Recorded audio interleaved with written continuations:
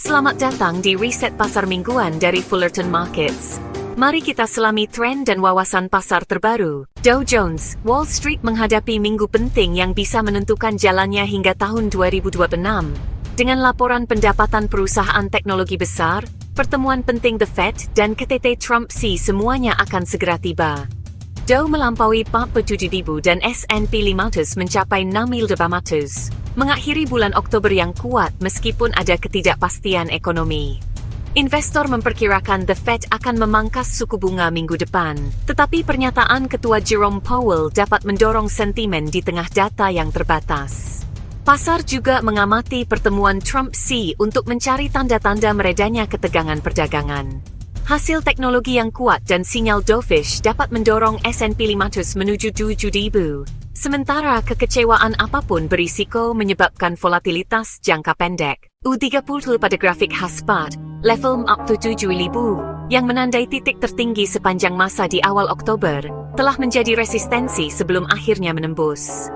Namun, dengan kurang dari 2 bulan perdagangan tersisa di tahun 2025, rally besar lainnya di antara saham Dow Jones tampaknya tidak mungkin terjadi. Harga emas memangkas kerugian sebelumnya pada hari Jumat setelah data inflasi AS yang lebih rendah dari perkiraan, memperkuat ekspektasi penurunan suku bunga Federal Reserve minggu ini, meskipun logam tersebut tetap berada di jalur penurunan mingguan pertamanya dalam 10 minggu.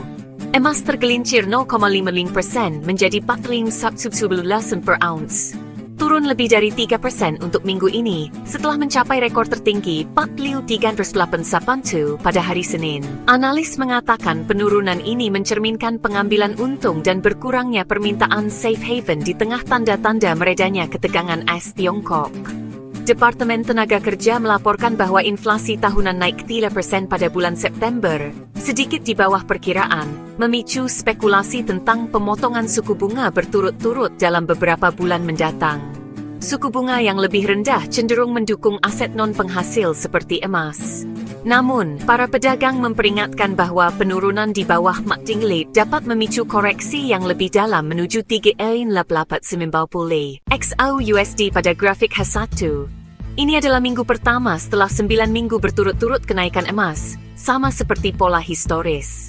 Biasanya, setelah tren naik seperti itu, emas mengalami koreksi sekitar 30%. Yang bisa terjadi menjelang akhir tahun karena logam ini membentuk titik terendah yang lebih rendah setiap minggu. USDPY, Perdana Menteri baru Jepang Sanae Takaichi mengumumkan rencana untuk mempercepat target belanja pertahanan negara menjadi 2% dari PDB dalam tahun fiskal ini.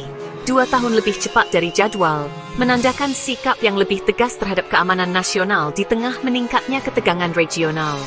Dalam pidato kebijakan utamanya yang pertama, Takaichi menekankan bahwa langkah ini adalah bagian dari strategi fiskal proaktif yang lebih luas yang bertujuan untuk merevitalisasi ekonomi Jepang, sambil memastikan negara tersebut lebih siap untuk mempertahankan kepentingannya di lingkungan geopolitik yang semakin tidak pasti. USD JPY pada grafik H12. Meskipun ada perubahan kepemimpinan di Jepang, yen tetap berada pada level terlemahnya tahun ini, mirip dengan awal Februari ketika berada di sekitar 153 liu terhadap dolar AS. Jika pasangan ini menembus, ada kemungkinan bisa mencapai 160 lagi pada akhir tahun. Tetap ikuti kami saat kami menyelami lebih dalam pergeseran pasar ini dan potensi dampaknya di masa depan. Kami adalah Fullerton Markets.